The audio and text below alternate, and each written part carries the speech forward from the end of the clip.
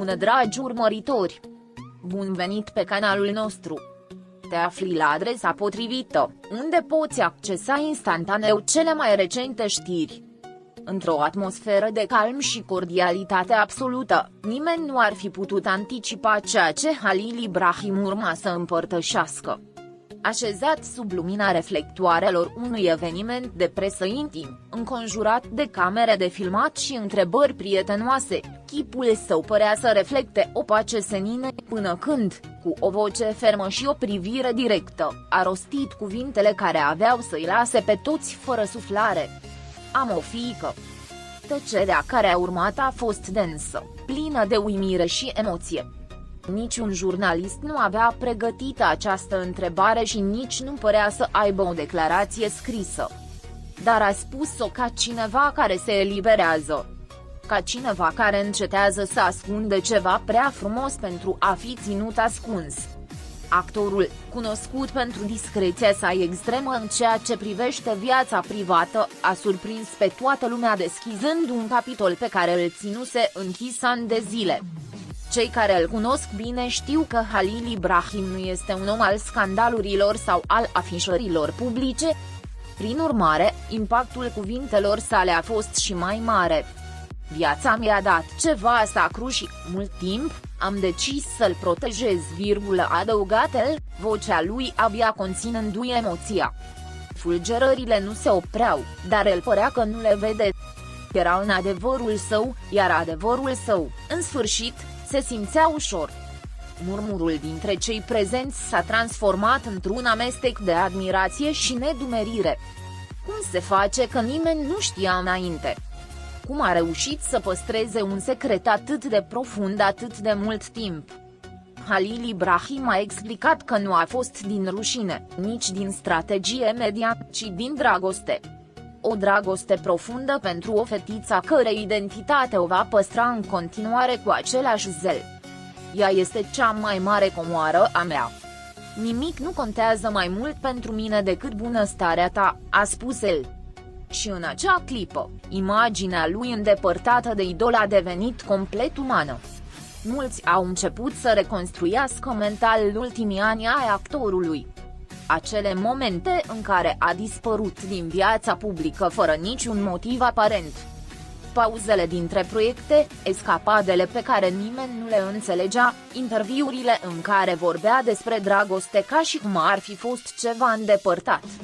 Totul a căpătat acum un nou sens. Nu erau evadări, erau întoarceri. Nu era distanță, era protecție. Și misterul care îi înconjura mereu privirea a găsit în sfârșit o explicație tandră.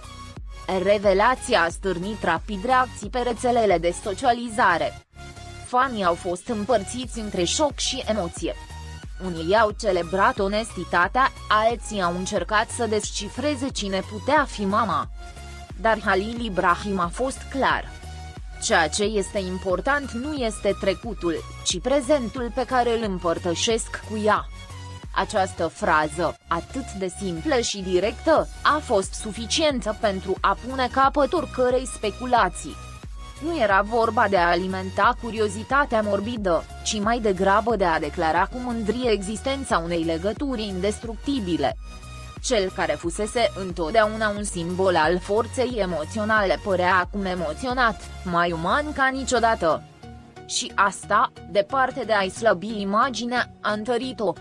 Pentru că există adevăruri care măresc, confesiuni care vindecă și tăceri care, atunci când sunt rupte, luminează tot ce le înconjoară. În acel moment, Halil Ibrahim a încetat să mai fie doar actorul aclamat. A devenit tatăl pe care mulți nu și l-au imaginat niciodată, dar pe care toată lumea l-a respectat. Confesiunea nu a făcut parte dintr-o campanie sau o strategie de a atrage atenția. A fost un act autentic din partea cuiva care a înțeles că dragostea adevărată nu poate fi ascunsă pentru totdeauna. Uneori păstrezi cele mai pure lucruri, nu de frică, ci pentru că lumea nu știe întotdeauna cum să le protejeze, a exprimat el, cu acel amestec de înțelepciune și sensibilitate care îl caracterizează. Și acea frază a rezonat în aer ca un ecou pe care nimeni nu voia să-l uite. În zilele care au urmat, Halil Ibrahim a stat departe de mass media. Ca și cum ar fi avut nevoie să se întoarcă la ființa sa după o astfel de expunere. S-a aflat că a călătorit, că s-a deconectat, că a petrecut timp cu fiica sa. Nu a arătat-o, nu a publicat-o. Și asta, într-o lume în care totul este strigat și împărtășit fără filtre, a fost o lecție de integritate. Nu toate iubirile au nevoie de aprecieri. Unele trebuie doar trăite în tăcere. Speculațiile, desigur, au fost imediate. Dar Halil Ibrahim nu a mai abordat subiectul. Pentru el, odată a fost suficient. Nu a fost nevoie să explice mai mult. Spusese deja esențialul, adevărul. Și a făcut-o cu ușurința cuiva care nu are nimic de demonstrat. Bărbatul rezervat s-a deschis pentru o clipă, și-a arătat inima, apoi a închis-o la loc, ca cineva care păzește o comoară într-o cutie sacră. Mulți colegi l-au felicitat în privat. Alții au recunoscut că nu și l-au imaginat niciodată ca tată. Dar toți au fost de acord asupra unui lucru. A fost cel mai sincer, mai curajos, mai real moment al său. Pentru că a arăta vulnerabilitate într-un mediu atât de expus nu este slăbiciune, este putere. Și Halil Ibrahim a făcut-o cu o eleganță emoționantă.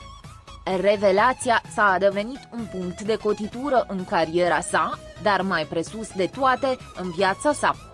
De atunci, actoria se pare să se fi schimbat. Există o lumină nouă în privirea sa, o profunzime și mai sinceră în interpretările sale. Ca și cum acea parte a sufletului său, odinioară protejată, este acum reflectată clar. Pentru că dragostea adevărată nu poate fi ținută sub control. Și în fiecare gest, în fiecare cuvânt, este acum clar că Halil poartă în el pe cineva care îl inspiră într-un mod unic. Fanii nu au încetat să-l susțină. Dimpotrivă, l-au îmbrățișat și mai strâns. Pentru că știi că în spatele personajului se află un tată iubitor, un om sensibil, îl face și mai admirabil. Rețelele de socializare au fost pline de mesaje de afecțiune, respect și înțelegere. Pentru că există mărturisiri care nu numai că au impact, ci și unesc. Iar cea a lui Halil Ibrahim, fără îndoială, a atins milioane de inimi. Povestea lui Halil Ibrahim și a fiicei sale nu are nevoie de titluri scandaloase. E suficient să știi că, în mijlocul lumii divertismentului, cineva a decis să trăiască cea mai mare iubire cu umilință și curaj. Și acea poveste, chiar dacă nu are fotografii sau nume, va fi întotdeauna una dintre cele mai frumoase spuse vreodată. Pentru că uneori, cel mai mare act de iubire este să taci, până când inima îți spune că e timpul să vorbești. Pascali